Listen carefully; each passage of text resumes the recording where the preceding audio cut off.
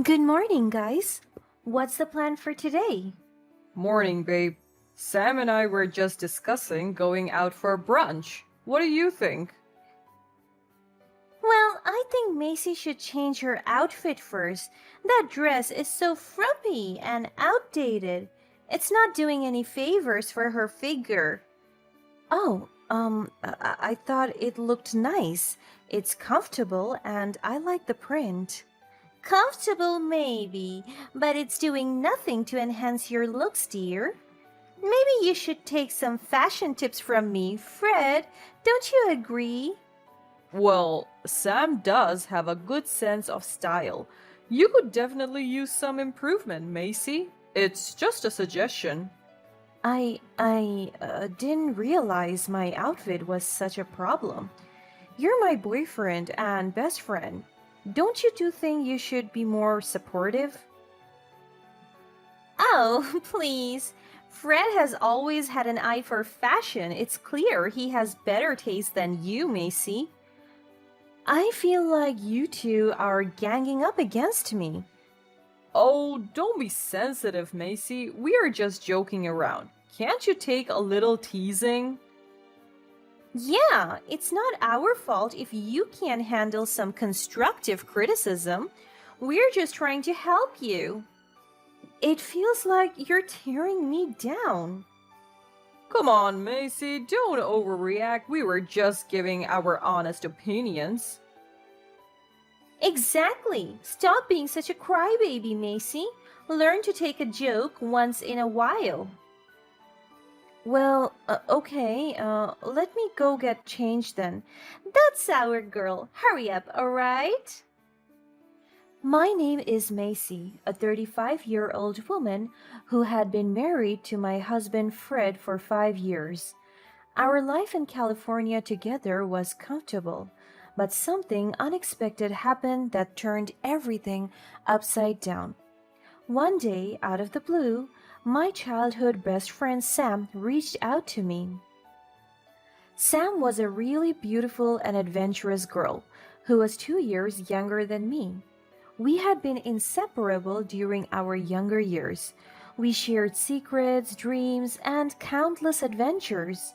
However, as we grew older, Sam started making choices that led her down a troublesome path. She began dating problematic guys, and as a result, our bond slowly began to fade. There were rumors that she had become pregnant by one of her ill fated partners and had even left her family behind to be with him. When Sam contacted me, I was caught off guard. Memories of our past flooded my mind, both the cherished moments we had shared and the troubles that came later. I had no idea what happened to her rumored baby or partner. Despite the difficulties we had faced together, I couldn't ignore the connection we once had. Deep down, I still cared for Sam and hoped that maybe this was an opportunity for her to turn her life around. Although hesitant at first, I eventually agreed to let Sam stay with us in California. I made the decision without revealing our complicated history to my husband Fred. I knew it wouldn't be an easy situation to explain, and I didn't want to burden him with the complexities of my past friendship. Besides, I believed in the power of forgiveness and second chances. Sam arrived at our home with a mix of excitement and apprehension.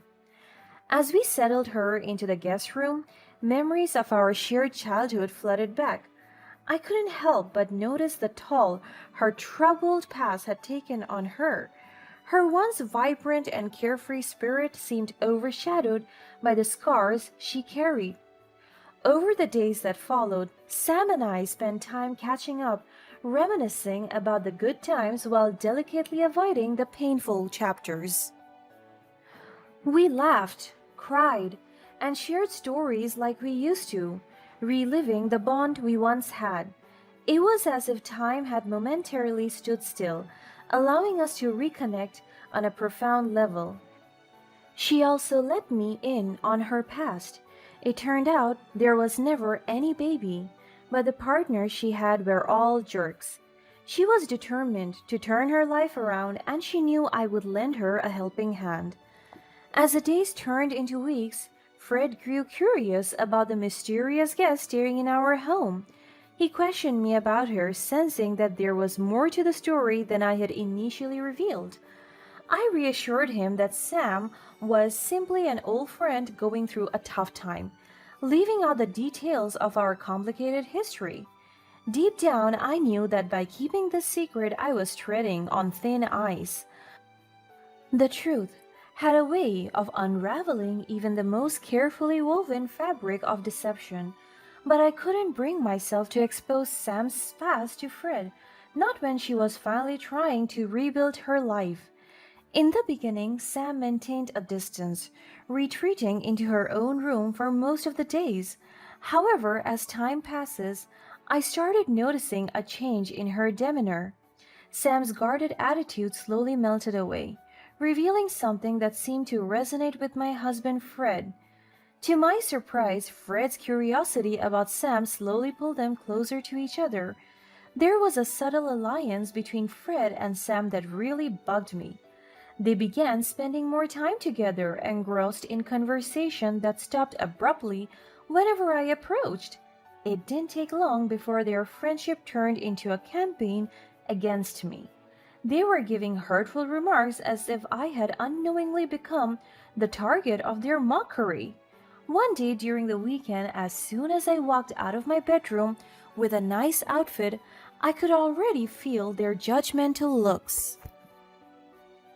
Good morning, guys. What's the plan for today? Morning, babe. Sam and I were just discussing going out for brunch. What do you think? Well, I think Macy should change her outfit first. That dress is so frumpy and outdated. It's not doing any favors for her figure. Oh, I thought it looked nice. It's comfortable, and I like the print. Comfortable, maybe, but it's doing nothing to enhance your looks, dear. Maybe you should take some fashion tips from me. Fred, don't you agree? Well, Sam does have a good sense of style. You could definitely use some improvement, Macy. It's just a suggestion. I didn't realize my outfit was such a problem. You're my boyfriend and best friend. Don't you think you two should be more supportive? Oh, please.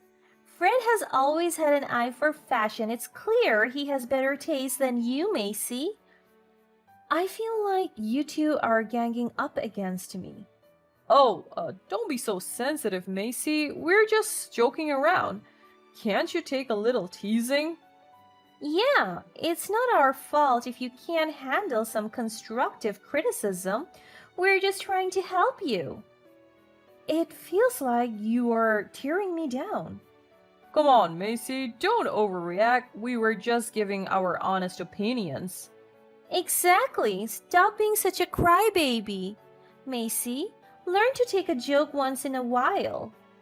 Well, okay. Let me go get changed then. That's our girl. Hurry up, alright? I felt isolated, like an outsider in my own home. Every interaction with Fred and Sam became a minefield. Desperate for answers, I confronted Fred, hoping to understand the sudden shift in his behavior. But he dismissed my concerns with a wave, telling me that I was overreacting. His denial only fueled my confusion, leaving me wondering if I was losing my grip on reality. One fateful day, as I tidied up my bedroom, I stumbled upon a pair of earrings that didn't belong to me. Instantly, my mind went to an unsettling conclusion. Sam had been secretly entering my room when I wasn't around. The discovery left me feeling violated and betrayed. I couldn't ignore the sinking feeling in my gut. It felt like it was a concrete sign that there was something going on between Sam and Fred. I decided to gather information discreetly. I struck up casual conversations with the building's security guards, subtly inquiring about any unusual occurrences. Little by little, they shared bits of information that sent shivers down my spine. It turned out that Fred had been returning to our home well before his usual time. The revelation hit me like a ton of bricks, casting a shadow of doubts over our marriage. Why would he need to sneak away from work? What was he doing during those hours? Fred's early return and Sam's presence in my room couldn't be a mere coincidence. My mind raced with so many emotions, ranging from disbelief to heartbreak. The two people I had once held closest to my heart were somehow involved. The heartful remarks, the mockery, they had all been in it against me. Every word, every action replayed in my mind with a different lens. The nights Fred had come home with excuses that seemed feeble now, the times Sam had retreated to her room, acting like she was innocent. Everything is suspicious now. I vowed to uncover the full extent of their betrayal, to protect myself from the devastating blows they had caused. I slowly come up with the perfect plan to test their loyalty.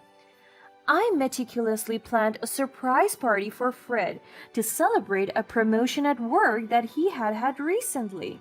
I reached out to my parents-in-law, inviting them to be part of the celebration.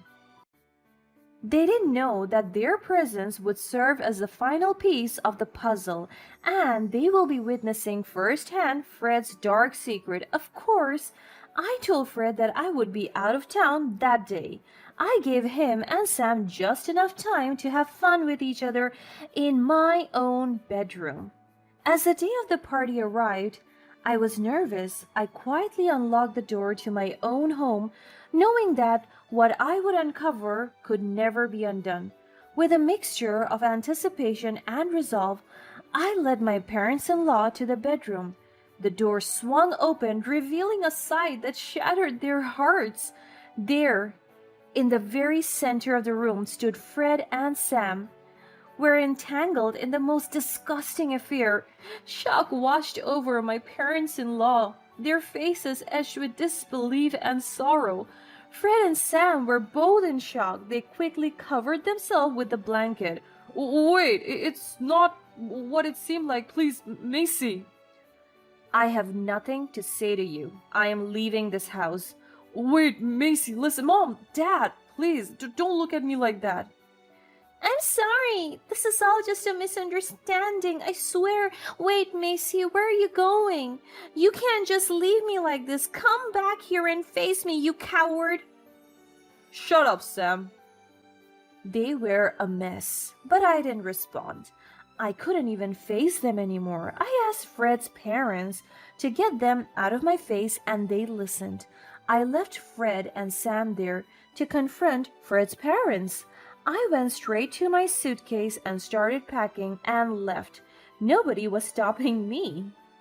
I moved to a friend's house, waiting for that nightmare to be all over. I had already sent the divorce papers to Fred, so now the only thing I could do was just wait. During these days, I was devastated. I had never been so miserable in my whole life. The truth really weighed upon me. And even though I didn't regret what I did, it was still tough to admit that my husband was cheating on me with my childhood best friend. Just a few days after my departure, a phone call from Fred's parents completely changed everything. Their voices trembled with worry as they revealed that Sam had vanished without a trace. Fred's parents reported her disappearance to the police, and they started looking into her troublesome past. It turned out that there had been a lot that Sam didn't tell me. Sam had been entangled in a web of fraud. Worse yet, she had manipulated Fred into becoming an accomplice, convincing him to steal over $500,000 from his company's funds. The weight of the revelation pressed upon me. Her true colors had been unveiled in the most devastating way possible. Now that she had disappeared, Fred was all alone to bear all the consequences. I made the decision to cooperate with the authorities. I shared every detail that I knew, providing the police with the necessary information about Sam and putting an end to her crimes. Days turned into weeks as the investigation unfolded. Finally, the law reached her and she was arrested at a bar in Montana.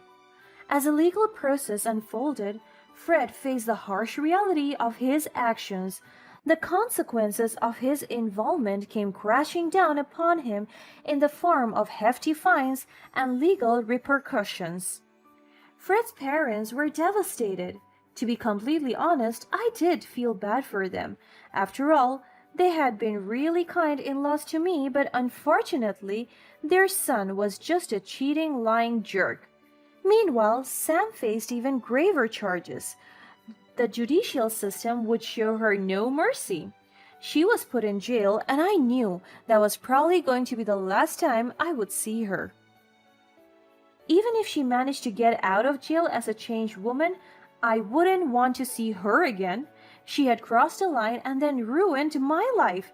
And to think all I was trying to do was lend her a helping hand. The aftermath of the ordeal left me emotionally drained. But amidst the pain, I found strength. I made a firm resolve to move forward.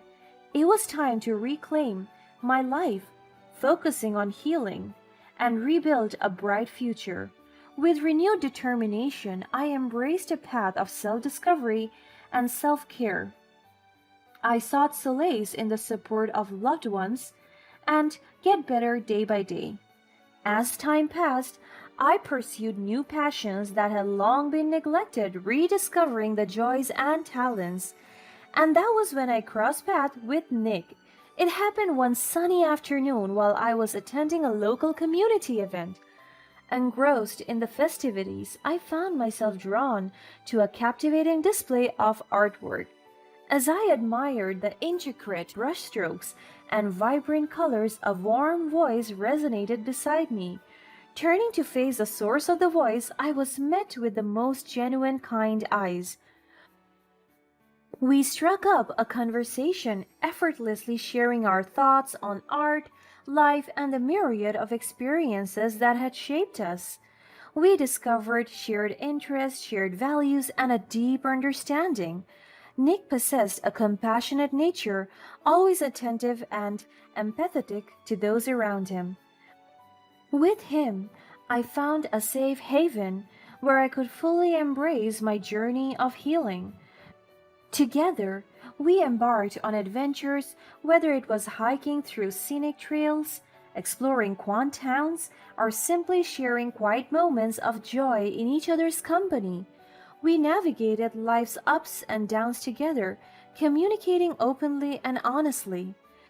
Nick was truly a partner who cherished and respected me, someone who brought light and joy into my life.